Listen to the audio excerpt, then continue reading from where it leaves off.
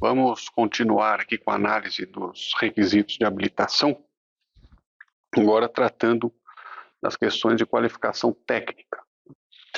A lei traz, de forma bem expressa, a separação em qualificação técnica profissional e operacional, o que exige dos intérpretes e daqueles envolvidos nas licitações algumas considerações, alguma atenção a respeito desses dois tipos, né?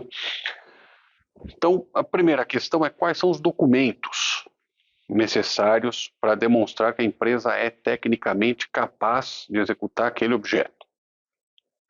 Aqui, mantendo já a tradição nacional, são aqui atestados, né? Atestados e certidões de empresas. Então, olhando o artigo 67, a gente tem aqui apresentação de profissional devidamente registrado no Conselho Profissional competente, por exemplo, se for um engenheiro, tem que estar registrado no CREA, se for um contador, no CRC, médico, no CRM, etc. Quando for o caso, a lei fala isso, porque há profissionais que não dependem de registro profissional, detentor de atestado de responsabilidade técnica por execução de obra ou serviço de características semelhantes para fins de contratação. O que é importante a gente perceber a questão do atestado de responsabilidade técnica, o ART, que é do profissional, não da empresa. Então, o profissional tem que apresentar o atestado. Certidões ou atestados regularmente emitidos pelo Conselho Profissional competente, quando o caso, que demonstrem a capacidade operacional na execução de serviços similares, de complexidade tecnológica e operacional equivalente ou superior, bem como documentos comprobatórios emitidos na forma do artigo 88, que é aquela questão do atestado de desempenho anterior com a nota, se foi satisfatória ou não a execução do contrato e etc. Então, essas certidões ou atestados, aqui do inciso 2, são em relação à empresa, não ao profissional, mas sim à empresa. A indicação do pessoal técnico, instalações e do aparelhamento adequado disponível para a execução do objeto, prova do atendimento de requisitos previstos em lei especial, se for o caso, então, retornando ao exemplo da parte anterior da aula, se for indústria química, pode ser necessário, depender do tipo de objeto, por exemplo, serviço de limpeza, depender do tipo de objeto químico com o que ela atue, ou daquela necessidade administrativa, precisa de uma lei especial, precisa atender a algum requisito de lei especial. Registro ou inscrição na entidade profissional competente, quando for o caso, e esses dois aqui, requisito de lei especial, quando o caso, e registro ou inscrição em entidade profissional competente, da empresa também, e declaração de que o licitante tomou conhecimento de todas as informações e condições locais para o cumprimento das obrigações objeto da licitação. Esse item 6, esse inciso 6, já nos leva para um ponto importante, que é o da vistoria. Porque, tradicionalmente, esse tema de vistoria gera bastante debate na jurisprudência dos tribunais de contas e também, por vezes, do judiciário. A lei já traz algumas regras novas em relação ao 8666. Primeiro, ao falar da avaliação, que a vistoria ela deve ser feita quando a avaliação prévia for imprescindível para o conhecimento do objeto licitado. Ou seja, não é qualquer licitação, qualquer objeto que vai demandar a vistoria, mas sim quando for imprescindível. Segundo ponto, a lei também determina que a vistoria sempre pode ser substituída por atestado do próprio licitante, subscrito pelo responsável técnico da empresa, que é alguém indicado ali naquela questão do inciso 1 do 67, na apresentação de profissional. Então, esse responsável técnico pode subscrever que conhece o objeto da licitação, conhece todas essas características, o que afasta a necessidade da realização da vistoria. Mas a lei também determina que nos casos em que a vistoria for obrigatória, é necessário que a administração permita, né, não só esse atestado, como a própria vistoria em si, né, e se o licitante quiser, deve ser feita em data e horários diferentes para potenciais interessados. Né. A ideia disso é que um licitante não conheça quem é o outro, que fez a vistoria e tal. Então, isso aqui, né, é importante porque não é incomum nós percebermos, né, nos debates em tribunais de contas, vistoria em data única, né, o que é considerado restritivo para a competição. Então, a ideia é quanto mais datas e horários, maior seria, em tese, a competição. Então, essa é uma primeira regra aqui importante em relação à qualificação técnica. Você tem essa questão dos atestados e também tem a questão da vistoria. Agora, aprofundando um pouco com relação aos atestados, nós temos aqui na nova lei algumas definições importantes para também, né, tirar algumas dúvidas, alguns debates que acontecem também tradicionalmente no âmbito dessas licitações. Primeiro, né, os atestados exigidos, né, com relação à qualificação técnica, né, do licitante devem ser exigidos apenas com relação às parcelas de maior relevância daquele objeto, né? E aí sempre houve algum debate a respeito de qual era a parcela de maior relevância, qual o percentual exigível, né? Qual o limite percentual de parcela de maior relevância, porque todo objeto tem algum núcleo ali que é necessário que a empresa saiba executar aquele núcleo para poder executar o todo. E a lei trouxe, né, uma relevância, assim, consideradas as que tenham valor individual igual ou superior a 4% do valor total estimado da contratação. Se o valor for inferior a 4% do total estimado, você não estaria numa parcela de maior relevância. Então, essa é a primeira regra com relação à parcela de maior relevância. A segunda regra é que a exigência de atestados com quantidades mínimas, né, tem que ser limitada a 50% das parcelas de maior relevância. Então, definidas as parcelas de maior relevância, para isso, né, o estudo técnico preliminar é muito importante, os atestados só devem trazer quantitativamente, né, até 50% desses valores, né, quantidades mínimas até 50%. Né, exigir acima disso é considerado restritivo e, portanto, impossível.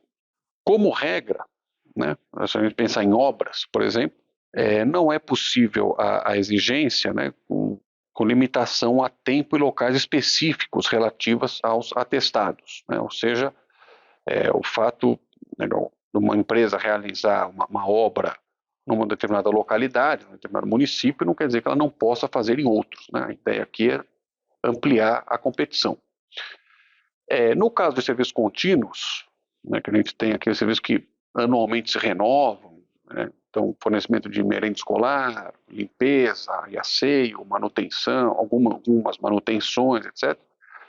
Nós temos aqui a questão da possibilidade de exigência de execução, né, de comprovação de atestados que comprovem a execução de serviços similares por períodos sucessivos, por prazo mínimo não superior a 3 anos. A ideia é demonstrar que a empresa tem capacidade de executar sucessivamente aquele determinado objeto. Com relação a pessoal técnico, né, que eu mencionei anteriormente, 3 observações são importantes aqui de acordo com a lei. Né? Primeiro, o pessoal técnico listado pela empresa, né, tanto o responsável técnico quanto a equipe técnica determinada ali no inciso 3, na indicação do pessoal técnico, instalações, aparelhos adequados, disponíveis, etc. O pessoal técnico tem que participar da obra ou serviço, sendo admitida a sua substituição, desde que autorizado pela administração, por pessoal com experiência equivalente ou superior. Então, essa é a primeira observação. Né? Listou o profissional como capacidade técnica, como requisito de qualificação técnica, é necessário que aquele profissional faça parte da execução do contrato, né? E a substituição deve ser autorizada pela administração. Segundo, é possível a exigência no edital da relação de compromissos assumidos pela empresa que gerem a diminuição da disponibilidade de pessoal técnico. Então podemos pensar numa obra a qual a empresa executa 2 obras, 3 obras ao mesmo tempo. Isso pode trazer uma limitação, uma diminuição da disponibilidade do pessoal técnico. É possível que a administração exija essa relação de compromissos. E terceiro, não serão admitidos os atestados de responsabilidade técnica de profissionais que tenham dado causa a sanções de impedimento de licitar e contratar ou a declaração de inidoneidade em obras anteriores, em obras ou serviços anteriores, desde que isso seja regulamentado por decreto. A ideia aqui seria a seguinte: o profissional que deu uma orientação, atuou tecnicamente em algum objeto, e essa atuação gerou uma sanção à empresa, nessas 2 sanções, impedimento de licitar e contratar ou declaração de idoneidade, aquele atestado não pode ser utilizado para fins de comprovação da qualificação, ou seja, a administração pode recusar aquele atestado, se apresentado pela empresa, justamente por essa finalidade, por essa razão. Evidentemente, se aquela execução foi tão desastrosa a esse ponto, por uma atuação do profissional, aquele atestado não pode servir para comprovar a qualificação. Ainda nesse tema, aqui já para finalizar, 2 observações ainda são importantes sobre qualificação técnica. Primeira, a questão, uma inovação da lei que trata de atestados de potenciais subcontratados. A ideia aqui é a seguinte: é possível, até para ampliar a competição, que o edital permita que o licitante apresente, na fase de habilitação, atestados de potenciais subcontratados, ou seja, alguma empresa que vai ser subcontratada, pensando aqui, o licitante não possui capacidade técnica, não consegue comprovar aquele requisito técnico, ele pode trazer o atestado de um potencial subcontratado lá em ele sendo contratado. Mas esse atestado tem que ficar limitado a 25% do objeto a ser licitado, e a lei traz uma regra aqui que pode dar alguma polêmica, que é a capacidade de diferentes licitantes apresentarem o mesmo subcontratado. Então vamos pensar 3 empresas que precisam comprovar um determinado requisito técnico, elas podem apresentar, pela letra da lei, atestados do potencial subcontratado, do mesmo potencial subcontratado. Então, ele participando, digamos assim, aquele potencial subcontratado, como com atestados, ele fornecendo, digamos, atestado para 3 licitantes, o que pode, aí vamos ver como é que a prática é feita, mas isso pode eventualmente ter alguma questão aí de sigilo de propostas e tal, mas enfim, é necessário ver como isso vai ser aplicado na prática. Então, isso aqui é uma inovação importante sobre essa ideia de potencial subcontratado, que tende a aumentar o universo de licitantes. E, por fim, o último comentário é sobre os consórcios. A gente sabe que é muito comum ter licitações grandes, principalmente com objetos complexos, a participação de consórcios, um importante meio de permitir a participação e a ampliação da participação de licitantes.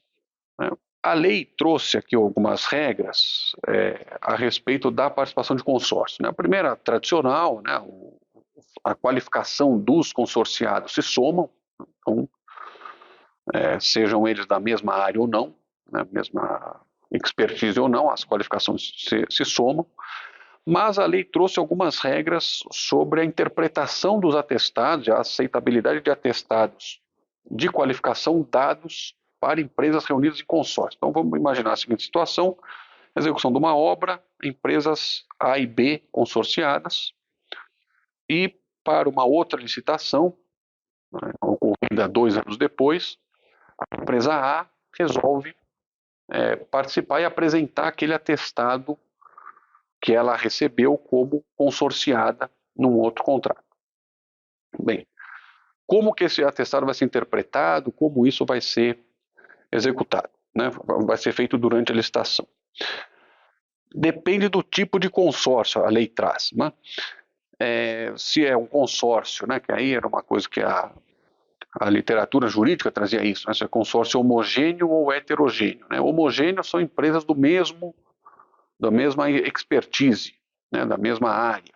Né? Heterogêneo são empresas com expertise diferentes. Então, contrato homogêneo, por exemplo, duas construtoras, né, executando aquele mesmo objeto.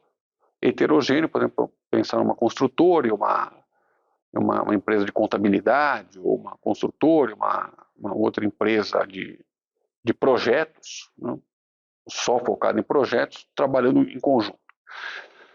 No caso do consórcio homogêneo, ou seja, empresas do mesma expertise, as experiências atestadas deverão ser reconhecidas para cada uma das empresas, né, na proporção quantitativa de sua participação no consórcio, salvo nas licitações para a contratação de serviços técnicos especializados de natureza predominantemente intelectual, em que todas as experiências atestadas deverão ser reconhecidas para cada uma das empresas consorciadas. Então, neste caso aqui, no consórcio homogêneo, podemos ter duas construtoras executando uma ponte, né? A princípio, vamos supor, cada uma com 50% de participação. Neste caso, 50% daquele quantitativo é atribuído à empresa A, 50% à empresa B. Né? Essa é a regra geral, vamos por assim. Se for serviço técnico especializado, né, todas as experiências atestadas deverão ser reconhecidas para cada uma das empresas. Né? Então, se for o desenvolvimento de um software, por exemplo, desenvolvimento de algo muito complexo, né, que gere essa questão de serviço técnico especializado, mais ou menos todo mundo fez tudo.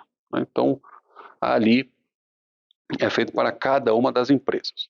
Se for um consórcio heterogêneo, e isso gera até uma certa prática nas próprias licitações realizadas, as experiências atestadas deverão ser reconhecidas para cada consorciado, de acordo com os respectivos campos de atuação, inclusive nas licitações para a contratação de serviços técnicos especializados de natureza predominantemente intelectual.